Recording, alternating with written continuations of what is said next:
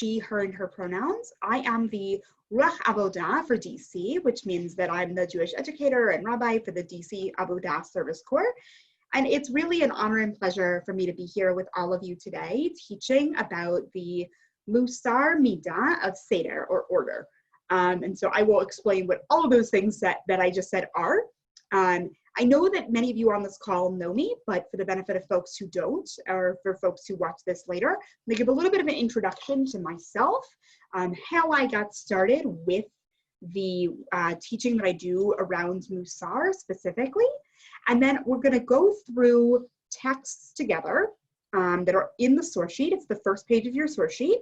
We're gonna go through those texts together and we will explore a little bit through these texts some of what we are focusing on when we do this kind of practice. So in a standard Mussar gathering, we call them vads. Vad is a word in Hebrew that means group. In a standard Mussar group, we would have text study, we would have personal sharing, we would have meditation and guided reflection. For our purposes in this classroom today, we are just going to be focusing on the text study. There are on the source sheet many different practices that you can do. Some of them are more reflective.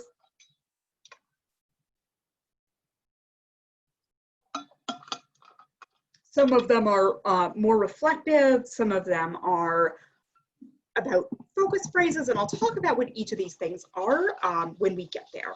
So my goal today is to give an intro to this one particular midah or soul trait, and I'm gonna do that by first talking about what exactly is Mussar, and then more specifically, what is Iowa? Because Iowa is the organization that I'm doing this very much rooted in. So I have been a facilitator with Iowa for a couple of years, in addition to my work with Avodah. And so when I say that this is rooted in my work with Iowa, what I mean there is that I am really guided by the teachings of Rabbi David Jaffe, who founded the Inside Out Wisdom and Action Project, or Iowa, which is a space for social justice activists who are interested in Jewish contemplative practice to find a space where they can do contemplative practice as activists. So the entire goal of that organization is that we meld together the social justice change and activism that we do with spirituality and spiritual practice. And specifically doing that through the lens of Mussar, which is, I would translate as like ethical and moral development and refinement. It is a Jewish spiritual and contemplative discipline that's been around for 1,000 years, although when it started, it wasn't really called Mussar.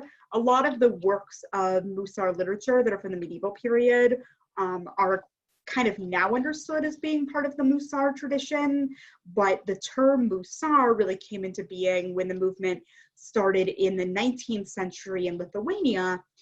So in Lithuania, in Ashkenaz, in Vilna, there were many different yeshivot. There are many different places of higher Jewish learning. And a lot of those places of higher Jewish learning really focused on Gemara, focused on Talmud, focused on mastery of Talmud, and people would spend hours a day learning Talmud, which is a wonderful pursuit, but a lot of the rabbis felt that there was a lack of moral development and a lack of spiritual attention being paid in these yeshivot. And they felt that really what was needed was a focus on developing the inner person, really refining a person's traits and character, and just really doing the soul work that was needed. Because it's one thing to learn Torah, to learn Judaism, Jewish law and customs and all of those things. It's one thing to do it with your intellect alone, but it's another thing entirely when that becomes much more than an intellectual pursuit, but actually really affects a person at every level. So that is ultimately what Mussar was trying to do when it started. It was really started as a way for people to be working on themselves, to be working on becoming better people, and to just be very self-aware. And that was often done in the context of what is called a vad, or a group. And those groups were closed communities of individuals who met frequently to go over where they all were in their various, in the work they were doing. Often you would pick one particular quality to focus on. Sometimes you would have a chavruta, a spiritual chavruta, someone that you went even deeper with than you would in the group. And now I think in the modern era, so that's like sort of like the on one foot, and there's much more that, like, if you wanted to do your own Googling into like Mussar and the whole practice there, like there's much more that could be said about Mussar. But in the modern era, Mussar has really has had a comeback. And one of the most prominent organizations today is called the Mussar Institute with Alan Moranis, who is the author of, blanking right now on the title, that's embarrassing. I just had it and I just lost it. It'll come back to me. Everyday Holiness, which is his like seminal work on Mussar. Another thing that has been really important to name is that Mussar was originally created to serve men and their needs. So it was based on what men were going through in yeshiva or anywhere else. So a lot of women and queer folks and many others have been bringing different lenses to understanding different soul traits and how those things show up for women and non-binary folk, and particularly thinking about the ways in which sometimes the text that Mussar really roots itself in assume a particular kind of way of being brought into, like, I guess the way I would phrase it with a little bit of caution is they assume a certain kind of relationship with things like humility or taking up too much space or dignity or honoring people. Those are some of the traits that Mussar uses to talk about the work that every human being needs to do to like constantly become a better person. And a lot of folks today are saying these are wonderful things, but we need to also be talking about how does the lived experience of someone who is a woman or a non-binary person or just someone who doesn't meet normative ideas about how we are in the, like someone who is not a cis man, basically, how might they relate to a lot of these issues that can be understood and experienced very differently depending on how you're socialized and acculturated. So that's something to really name. So often when we read these texts, one thing that I always like to keep in mind is that they don't always reflect the experiences that we are living today. And that's part of what it means to be in relationship with Torah. To be in relationship with Torah means that, like, ultimately at the end of the day, sometimes some of what we've inherited is really going to work for us and some of what we've inherited is really going to fall flat. And that's okay, because part of the work we do, this is part of my own theology, part of the work that we do as Jews and inheritors of Torah is to do tikkun, to really add our own voices to this chain of conversation that's been going on for many, many centuries. And it's really an honor, I feel, to be a part of it. And it is my also personal belief that when we experience the messiness in text, actually, I think it's a really amazing privilege, because what it says is, okay, our ancestors were deeply human and deeply flawed, just like we are. So if there is anything we can take from this, what can we take from it? And what do we need to maybe leave behind or think about in a different way or understand in a different way? My relationship to these texts is constantly evolving. I feel very honored and privileged to be able to teach them. And I also will say that depending on where I am in my own life and journey, I will experience different texts in different ways. So I think that something that's really important to lift up is that our relationship with Torah is often very dynamic, not static, that we are changing all the time. And when we change, our relationship to text can change and our relationship to practice can change. So I'm going to talk a little bit about practice now. We will not be practicing together in this session, but I'm going to talk about it as a way of kind of introducing you to the source sheet. So part of the Mussar approach is that it's not only about what you study, it's really about bringing what you study into your actual life. And there are a variety of different spiritual practices that people can engage in. And I think it's really important to name that these are practices. And what is meant by practice is that it's something that we can always return to. Mussar, as I understand it, it's not about a journey with a beginning, middle, and end. Mussar is the journey of being a human being. Sometimes we're going to be really in a particularly good place with a particular character trait. and other times we're not going to be. And that's what it means to be a human being living in the world. Nothing is ever linear. We're always moving around, taking one step forward, 2 steps back, always in process of learning and growing and refining and understanding things differently. And I think that Mussar really provides us a good playbook for that. Excuse me 1 second, I'm gonna have some water.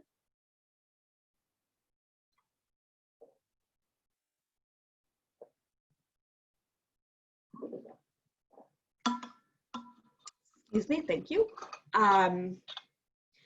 So practices can be, so there is a variety of different things that one can do in terms of bringing this into your actual experience. And we'll talk more about them at the end of our session today.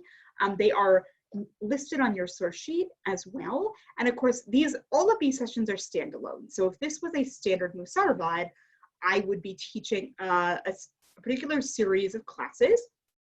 And in each class, students would say, okay, I'm going to try to commit to XYZ this week. And then the following week we would check in and see how we were all doing with our practice. We're not doing that here. Rather, I want you to experience these practice options as just ways of really thinking about the kind of contemplative work you need to do in your own life, or you want, I shouldn't say need, want to do. Mussar, as I said before, there's a variety of different traits that are focused on. We're going to be talking about Seder today, about order. Many of you probably are familiar with the word Seder from the Passover Seder. But also there are other traits like anava, which means humility, kavod, which means honor or dignity, bitachon, which I'm going to be teaching next time, which is about trusting. And other different kinds of practices include good points practice, which we'll be talking about, or choice points, and a variety of other soul traits that we might lead into. Enthusiasm is one of them, or savlanut, patience is another. That's what I did last year. So in Iowa specifically, in the Inside Out Wisdom and Action Project, Rabbi Jaffe and Iowa as an organization really focuses on 2 pillars. I would call them like pillars of how they understand contemplative practice, or rather where their practices come from. One of them is from the Breslov tradition. Breslov is a Hasidic rabbi who, the Breslov tradition is the outgrowth of the teachings of Rabbi Nachman of Breslov, who was one of the earliest Hasidic rabbis. And the Breslovers, who you may have heard of, they consider themselves to be in a lineage of Rabbi Nachman and his teachings. So that is one place, which that is not immediately connected to Mussar, although there are some overlaps. And then the other piece, of course, is Mussar, which I've been describing. And both of those pillars of practice come together in how Iowa thinks about bringing to bear contemplative practice to social justice activists, with the underlying idea that if we don't transform ourselves inwardly, we're not going to be able to do the outward transformation that we need to be able to do. And that if we don't do so, and that it's very important for Jewish activists specifically to feel able to be rooted in Jewish spiritual technologies that are available and have been available for thousands of years. And so the goal here is that when we work on ourselves, not as a bypassing strategy. So I want to be very clear about that. This is not about spiritual bypass. This is not about, and spiritual bypass is a term that a lot of people use to talk about using spirituality or contemplation or character refinement as a way out of doing. That is not at all what the goal here is. The goal here is to use these practices specifically as a way of anchoring us in the work that we do.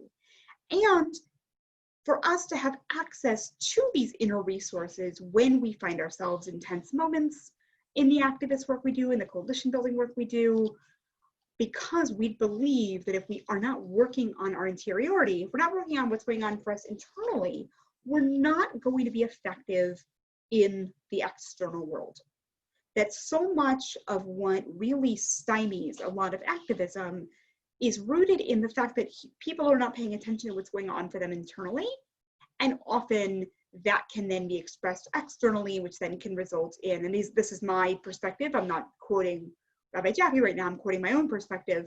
When we are not dealing with the internal stuff that's coming up for us, that can often manifest externally, and that can then often really hamper the work that we need to do. So this allows us to be anchored, to be able to have a container for the kind of emotions that inevitably come up, the challenges that inevitably come up. And also when we do it in a group, it really anchors, it holds us accountable to people outside of ourselves. And when we talk about this in light of social change work, we are not only accountable to the people we are in a Mussar group with, we are accountable to how we show up and do the work that we actually do. So I am going to now transition into talking about Seder specifically through reading the sources on the source sheet. And then we will, if there are any questions at that point, otherwise I will describe some of the practices and then we will end for today. So Seder means order. And in this sense, in the sense that we're going to be talking about it today, we're really talking about how do we navigate needing order and dealing with the inevitable chaos that exists in the world. And I want to also say that we are living in a very troubled time. And so when I thought that I would be teaching about Seder today, I was very cognizant of the fact that we are living in a very troubled time, and seeking order can mean a variety of things to a variety of different people. We all, I believe, human beings, we all seek order. We try to make order out of the chaos, and often we do that by blaming people when things go ways we don't want them to go. We order the chaos so that we understand the world better. We order the chaos so that we have a coherent framework to live within. And we order the chaos so that we feel better about ourselves, and we feel better about ourselves by categorizing other people that are not us into different groups. And, you know, there is a particular narrative that we have inherited as an American society that is extremely flawed and discriminatory and awful in every way, and is being challenged, and is, you know, people are rightfully protesting the horrific injustices that have gone on for 4 centuries. And narratives exist in the world because some people need to create order out of disorder. And we all do this on a macro level and on a micro level. And it's important for us to always be challenging the ways in which we create order out of disorder or out of perceived disorder. So, excuse me, my phone is going off. So that is just a bit of a disclaimer that I really want to name, that this midah, like every other midah, can be understood by people in various different ways. I am going to now just read through these texts, and I'm going to offer just a little bit of reflection on each one after I read it through. And then we will talk about how we can bring some of these ideas to bear in how we get through this time and how we think about resilience for the long haul. So I'm starting with source 1, which is Rabbi Simcha Zissel, and he was a very early Mussar master. Picture a pearl necklace with a small clasp. Which is more essential, the clasp or the pearls? At first glance, the pearls are more essential, but without the clasp, all the pearls would scatter, and all that would be left is the chain. Thus, the clasp seems more essential. A person is like a collection of pearls. They are full of potential, talents, character traits, and virtues. Seder is similar to the clasp on the necklace. Without Seder, all their virtues and talents scatter, and they are left empty.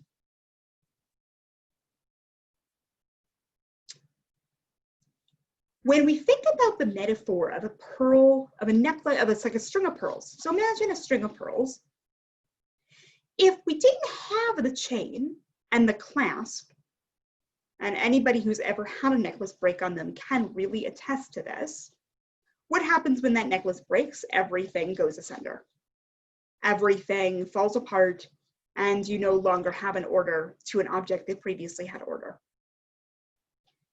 When we internally feel completely out of whack, all of the various good points about us, all of our talents, all of the things that we bring to the table can feel jumbled, scattered all over the place. I think in this time of pandemic and this time of tremendous uncertainty and upheaval, a lot of us are struggling with that, of how to order our days, how to order our weeks, how to order our hours even. And we might, think one day, oh, I have all these things I want to do, and then something happens and everything goes off of whack. So this is deeply an internal process, and it's also very much an external process. When we are pulled in so many different directions in our activist work, we often lose focus. When we don't have that chain, when we don't have that clasp, we lose focus and we don't get the things done that we might want to get done. I know in my own experience, Seder is something that I practice a lot. I have to be very diligent with myself about how I am going to make sure that when I approach activist work, that I do so from a very focused place. It is easy if you turn on the news or you're just scrolling Facebook or Twitter all day to hear about 5 different things every 30 seconds. And as a result, you can feel like your attention is frayed and being pulled in all different directions. And it's then easy to lose focus. So if we think back to this idea of a necklace of pearls, what's more essential, the pearls of the necklace?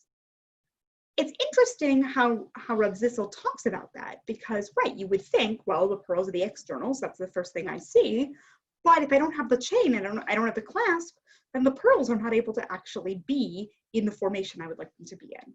And so too, if we don't have the discipline and we don't have the focus in the social change work that we do, and if we don't have the focus internally, we can really be left askew and asunder.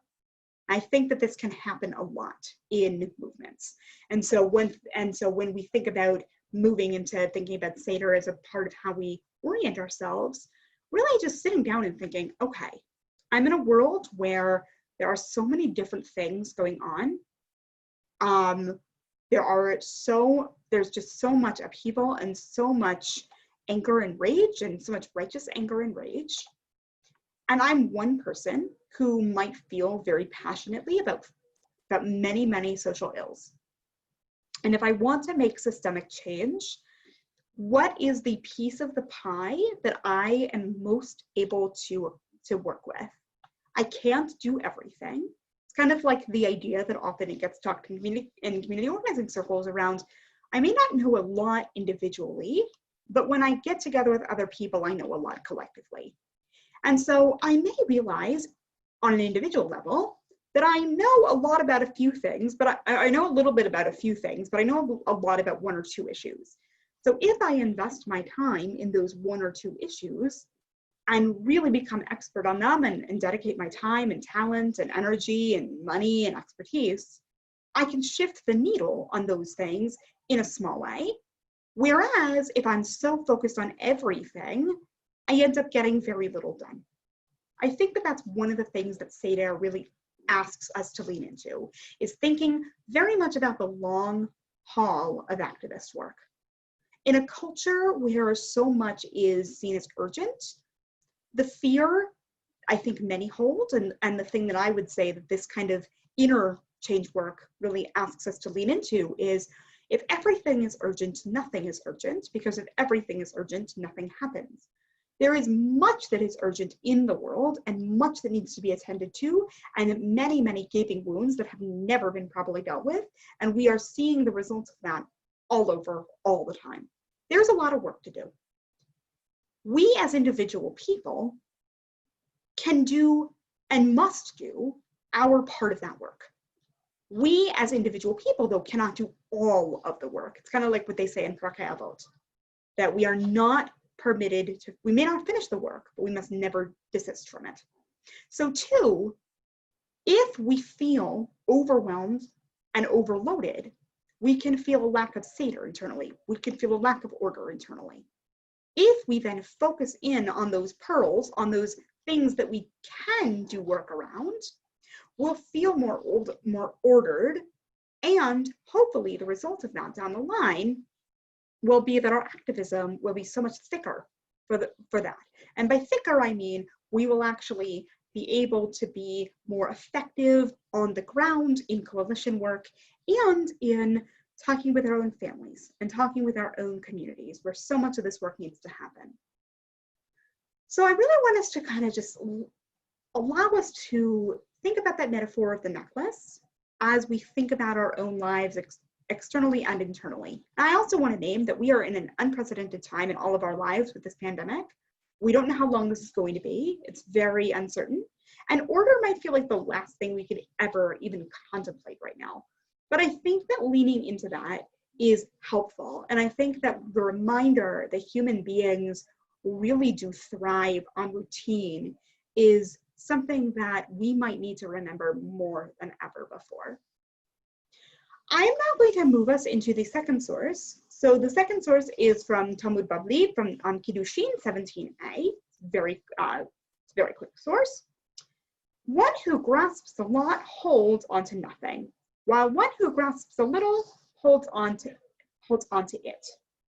So this, I think, really follows from what we were just discussing. One who grasps on to a lot holds very little, and one who grasps onto a little holds one who grasps onto a little holds onto it. If we are so focused on incessantly scrolling our Twitter feeds and our Facebook feeds, which seem to be these days just one outrage after another, and I'm speaking now from personal experience. One of the things that I've done when I think about practicing Seder, I have removed Facebook from my phone for what feels like the 20,000th time. I'm hoping that I will not put it back on. And I become very, very selective in how I consume media. And I don't do this, I want to be very clear. I don't do this perfectly by any stretch. I see this as a practice. I see this as an aspiration that I have removed Facebook from my phone, so I cannot mindlessly scroll like I would normally, because once you get started, sometimes it's very difficult to stop. And to the best of my ability, I try to be very selective in how I consume media, which is not always easy to actually do in real life. The reason that I mention these in relationship to this source is that if we spend so much of our energy hearing about awful atrocity after awful atrocity after awful atrocity, we tend, or at least in my experience, we tend to feel very overwhelmed and overloaded, which can then lead us to a sense of stuckness. There's nothing I can do about this situation. It is a situation that is beyond my control. I'm overwhelmed at all the horror in the world that we're living in, and like, what's the point of even trying? If we say, okay, I am really committed to the fight for racial justice, and that is anchoring my social change work. And we know that the fight for racial justice shows up in every movement, or should show up in every movement, because we know that we are not single identity or single issue people. But for the sake of this example, if I anchor my activism specifically in the fight for racial justice, then I may choose to be focusing the time that I'm focusing on social change work on really becoming an educated person so that I can become an anti-racist person. Maybe I won't then spend the time reading up about every other atrocity that happens in the world, and there are plenty of them. There are plenty of causes that need our attention and plenty of things that don't get the attention they deserve. But if I know that my issue is fighting to become someone who is deeply anchored in the work of racial justice and someone who is an anti-racist, if I'm a white person, then I'll hold on to the information that I have because I'm going to have a deeper and thicker relationship with it, instead of having a relationship with a variety of social movements, surface level only. In my own education that I've been doing around becoming an anti-racist, I've been hearing a lot of people talking about something called virtue signaling, which I think is a phrase that would actually really apply to this text from the Talmud here. The idea of, if I put out a post that says, I oppose X, Y, and Z, what good does that actually do other than show people that, look how woke I am? I think what this text is really asking us, in the text before, is really asking us to go beyond that. We live in a culture, I believe, that is extremely performative. Social media rewards performance, rewards a certain kind of wokeness, and we often feel pressure to show just how woke we are through how we post. And I think what we are being asked here is to think about, how can I not show how woke I am, like not, post something. Posting is not inherently a bad thing. It's how we view that posting. If all I do is say something on social media about a pressing social concern, and then I consider myself to have fulfilled my obligation, then that doesn't do anybody any good. All it does is sends a thing into the Facebook algorithm that people may or may not even read. As opposed to, if I spend the same time that I could have, if I spend that same amount of time, instead of posting on Facebook, just to post on Facebook, really educating myself, joining coalitions, making donations, using putting my body on the line if I'm able to do so, any of those things then allows us to hold on to that work that we are doing in a really deep, thick way. It's not a surface level, it's truly our passion and deeply connected to who we are and who we want to be.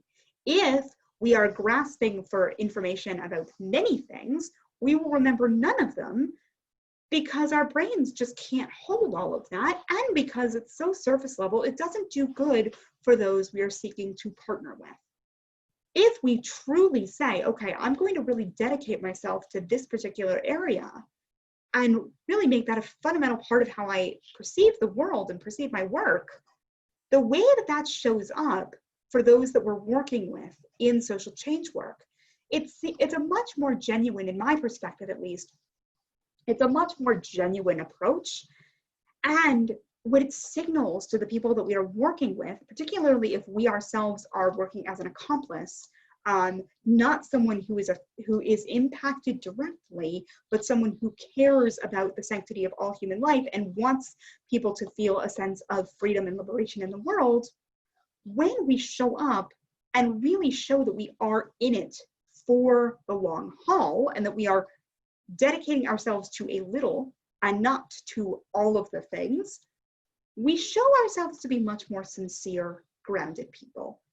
And we show that we are not in it to look good, but we are in it to do good. And the final source that I want to bring us today is from Rabbi Shlomo Woolley, who also he was a modern Mussar master and passed away recently. Seder testifies to Ratzon. So Ratzon means will or desire. And true Ratzon must be expressed through Seder. So I'm going to say that again. Seder testifies to Ratzon, and true Ratzon must be expressed through Seder. Seder testifies to a person's will. That's what Ratzon means. And will has to be testified through Seder. I would translate this a little bit differently. I would say expressed. Seder is an expression of a person's will. And if that person's will is not expressed through Seder, well, then we're in a bit of a mess. So I think that again builds on the two sources that we have seen before. I have a deep desire, so I'll use myself as an example. One of the things that I'm known for publicly, in addition to my work with Iowa, in addition to work with Avodah, and I love all of this work. And one of the other pieces of the puzzle that I exist in is that I have been known for some time as a pretty strong-willed disability rights activist. So, however, though I am known as someone who does disability rights activism as a huge locus of my social change work, I also am known specifically for doing that work within the Jewish community.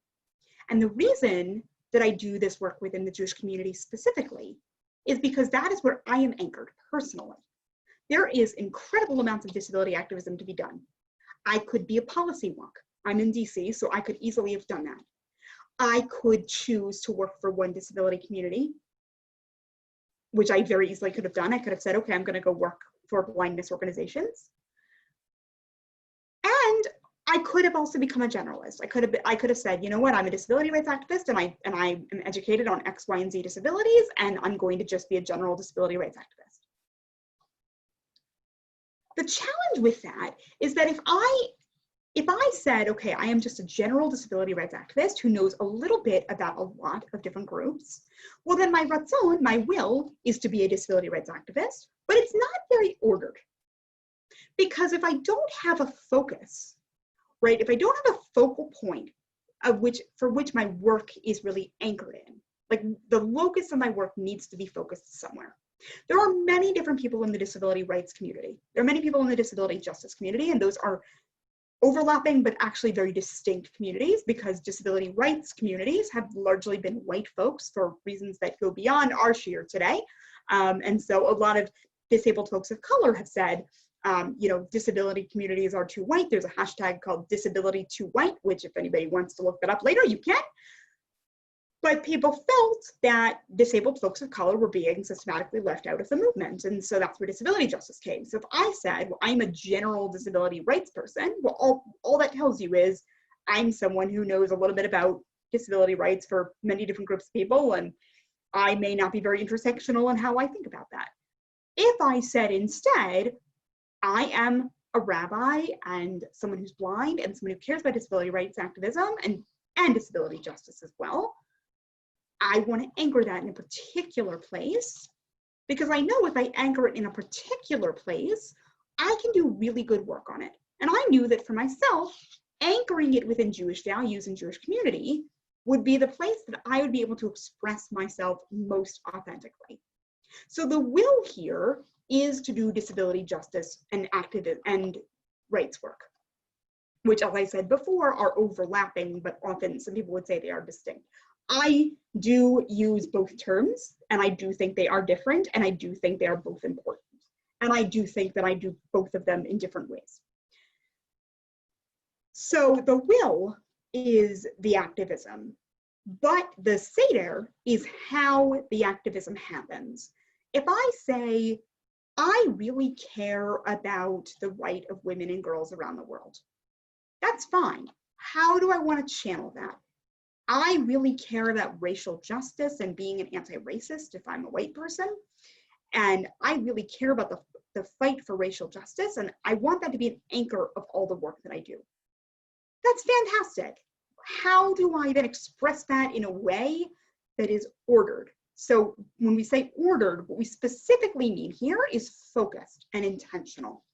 That is what we're really getting at here when we think about this particular soul trait in light of activism.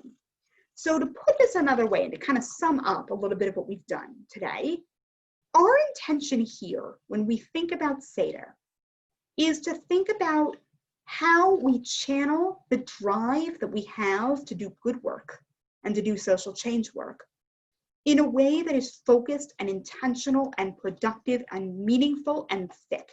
And I've been using the word thick a lot recently to mean that it's not because we want to feel good about who we are. We know this can be a tremendous problem in social change work, that some people come to it because they want to be part of the in-group or the cool kids. But rather, we're doing this because it is an indispensable part of our lives. That we do this because to not do this would feel so incongruent with who we are. And in order for us to do this in an intentional and focused manner, we have to put the energy, the ratzon, the will, into a container, into an ordered container, which then allows us to most authentically express what is ultimately driving us. Excuse me. So we do have some reflection questions. I'm going to read them aloud, and I'm simply reading them aloud as things to take away from our session today.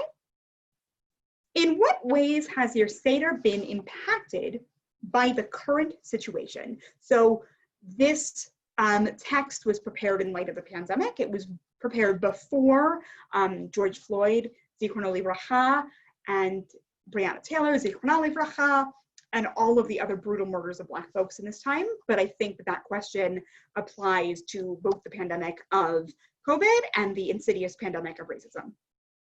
So again, that question is, in what ways has your Seder been impacted by the current situation? Another question, how are you expressing your ratzon, deep desires, in this time, and how are you not? So again, that question is, how are you expressing your ratzon, or deep desires, in this time, and how are you not? And then the final question is, what is one thing you could do to express your ratzon through Seder while we are in the midst of this pandemic? What is one thing you could do to order what feels so out of line? Those are some questions that we can lean into individually and collectively as we ground this work. And we also can ground it in practices, which are on the source sheet, on the preceding pages of or on the following pages of the source sheet. So I encourage folks who have access to the source sheet to do so, and maybe we can find a way to put that with the recording as well. And I really just encourage folks to use Seder as a grounding principle for thinking about how we channel our desires and how we channel the work that we do in the world as social change agents and activists. So I'm going to leave it there for today. And I thank you all for joining me in this. And if anyone has any questions or reflections or other things that emerge, please be in touch. And I'm really looking forward to the next session.